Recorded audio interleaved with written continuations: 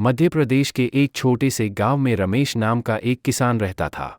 उसका रंग तो धूप से झुलसा हुआ था, पर उसका मन हमेशा उजला और उम्मीदों से भरा रहता था।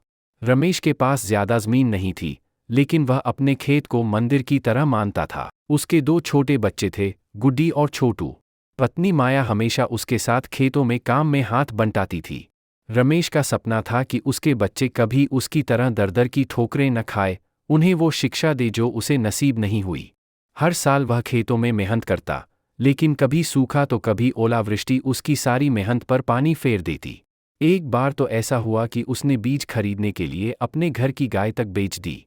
फिर भी जब फसल नहीं हुई, तो गांव वालों ने कहना शुरू कर दिया कि अब तो खेती में कुछ न बचा। रमेश के सामने दो रास्ते थे, या तो वह गांव छोड़कर शहर चला जाए मजदूरी करने, या फिर से कोशिश करे।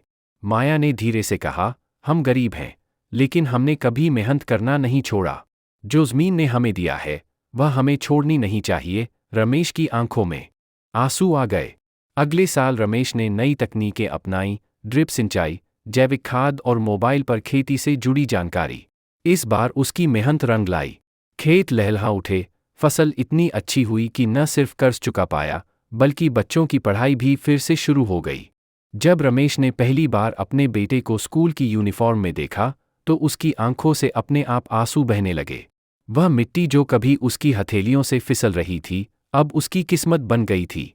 रमेश आज भी किसान है, वही पुराने कपड़े, वही झुकी पीठ, लेकिन दिल में एक नया आत्मविश्वास है।